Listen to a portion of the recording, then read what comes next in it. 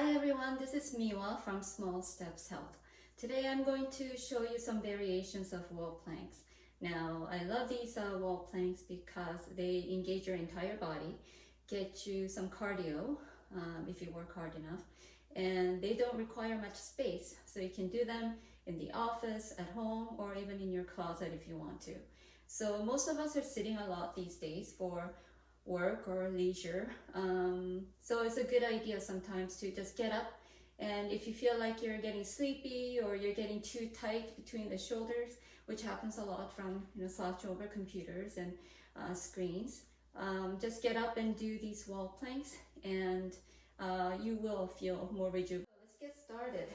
First of all, you can graduate the level of weight you want to put on your body by either standing tall or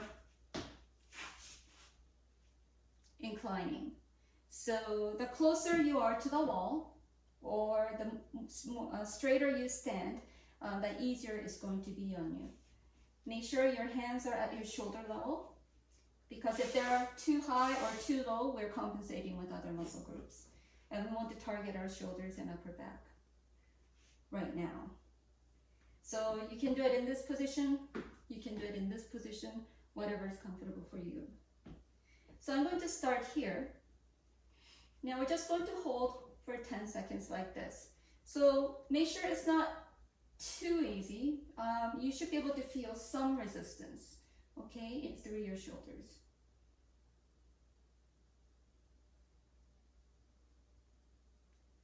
6, 7, 8, 9, 10. Okay, next we're going to just go halfway and hold it here for 10 seconds.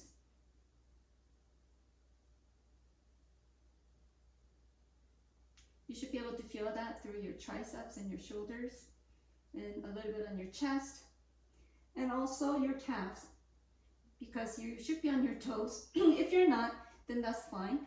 But if you want to activate your calf muscles, go up on your toes as high as you can. Otherwise, just be comfortable. Okay, coming back, your elbows should be relatively straight but not locked. Okay, so they're bent a little bit. We're going to do wall climber. So bring up your knee, squeezing, and make sure you're activating your ab muscles. And the other side.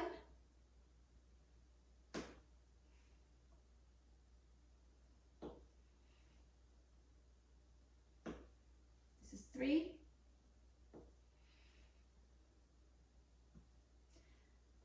4.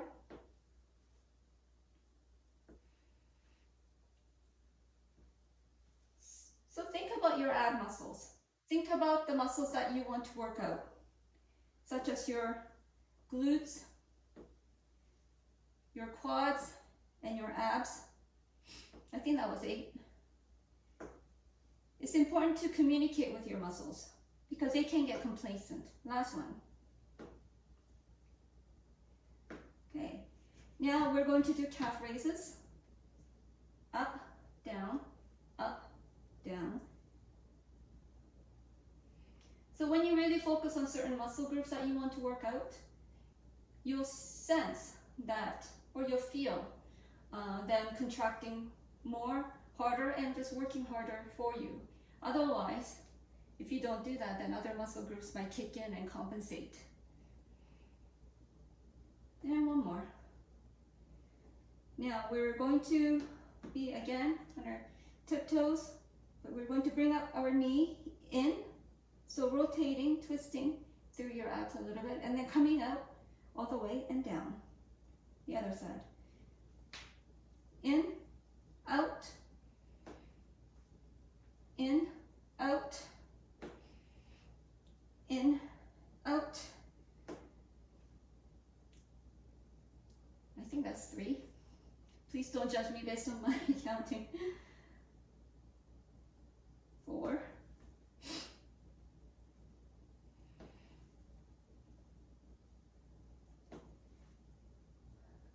Is that 5 or 6? Well, if we do an extra one. I guess that's even better, right? Do as I say, not as I do. Because I'm all messed up now with the talking and the counting at the same time. Can't multitask. I mean, I can multitask, but I'll screw up. Last one, as you are witnessing right now. All right, next we are going to go for a swim, but we're gonna swim outward like salmon. So arms up, make sure your core is tight, your back is tight, your glutes are squeezing because you want all your muscles to work while you're in this position. If this is too much, just step a bit closer. If it's too easy, step back a little, okay? So swimming up and down. We're just gonna do our one side first. Now I have the wall in the way, as I'm sure you do as well. So if you want to be further away, of course, this way, then I can go straight, which is more ideal. But if you don't want to step back too much, then feel free to angle your arm a little bit. Nice and slow, controlled, thinking about the muscles that are working for you, and just squeezing as we go along. So there's active and isometric component to these planks. All right, and the other side.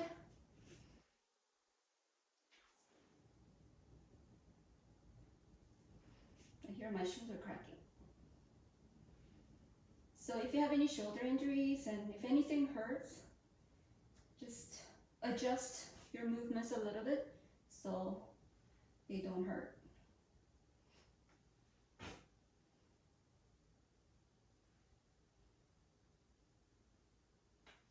And last one. All right.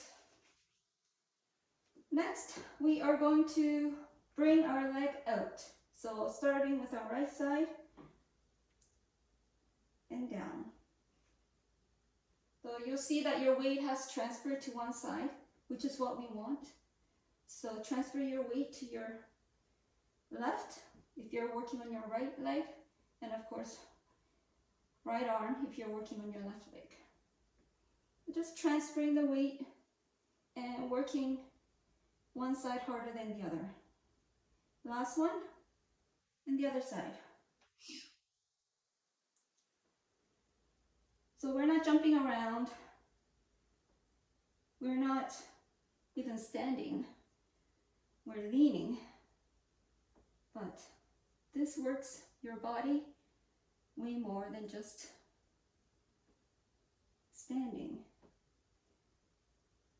because we are applying resistance to our body, and if it's not used to that, then it will work harder and adjust so that it's stronger for that same resistance next time. And one more. Okay, now we're going to reach up on one side and down, up and down, up. I think you know which way up is. I don't have to keep repeating it,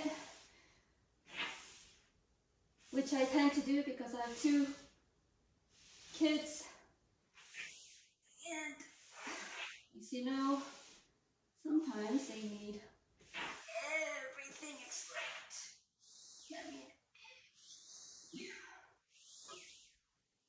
One more. So you can speed up or slow down, it's up to you, go at your own pace. Now we're going to do circles with our legs. So again, if you want more room, step back, because then you have a bigger circle, room for bigger circles. But of course, if you want smaller circle, you feel free to stand up and do smaller circles. See that I'm always on my toes as much as I can because I want to work my calves. Might as well put it to work. It's not, otherwise it's not doing anything, just wasting my time. And one more. The other side. Now, if you find that your toe is dragging on the floor or tripping, then just bring your toes up, which is also a workout for your calves and muscles around the ankle. So can't go wrong either way. Make sure you're squeezing your abs and your glutes. I forget to. Most of the time I forget actually. And then I have to remind myself. And one more. All right, now sliding both arms up and down. Ready? Making sure your shoulders are still, or your arms are parallel to the ground-ish. And sliding up. Now you don't have to go as far as this. You can go up to here if you want, depending on, the flexibility you have, if you've had any shoulder injuries. Just make sure you're squeezing your abs and your glutes and your thigh muscles.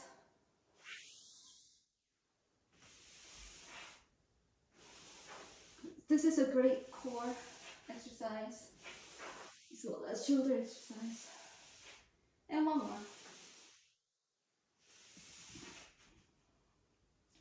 All right, now we're going to reach across this way and this way.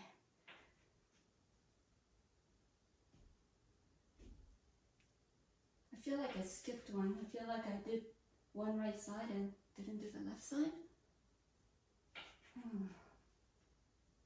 I guess working out doesn't help with saving brain cells.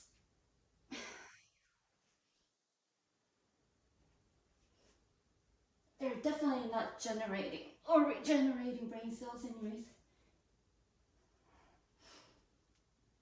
And I hope you are a little bit short of breath because that means you're working it.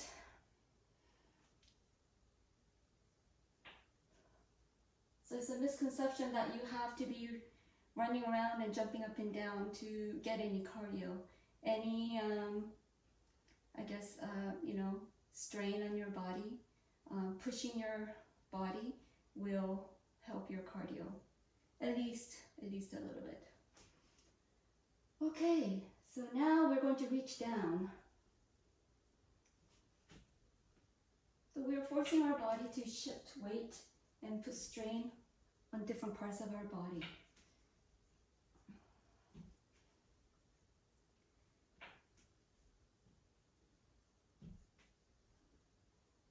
And when you're bending your elbow like that, you're halfway to doing push-ups. You're working your chest, your triceps, your biceps. Okay, am I not straight anymore? Oh well. So check yourself, make sure your form is good. Okay, what else can we do? Crossing over with your leg. Crossing over. Crossing over. Still putting some resistance in your arms. Great thing to remember for ballroom dancing too. Because in ballroom dancing or salsa or any Latin dance or whatever else there might be, you need to put some tension in your arms to feel where your partner is going. Otherwise you sort of become a lump and they don't know how to direct you and you don't know how to follow. Speaking from a female point of view, if you are leading, then it's the opposite. You know what I mean. My daughter used to be an expert in going boneless. And anybody who's held a boneless child can tell you that. What's my point? I lost my track of thought.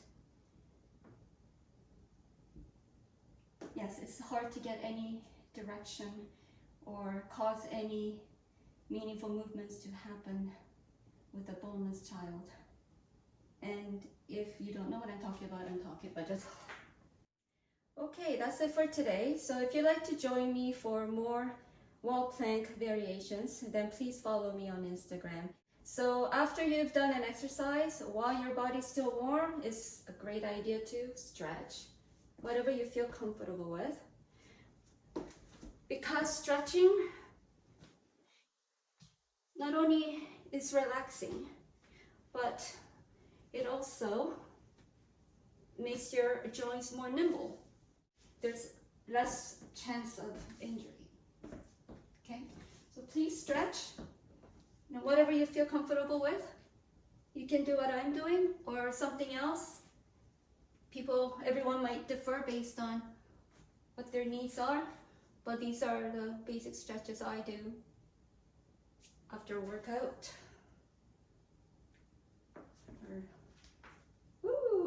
If I can hold my balance, that would be good. I don't know if I'll edit this part out or not. I may never get my balance today, so who knows. That's why wall is good, because you can hold on to that as well.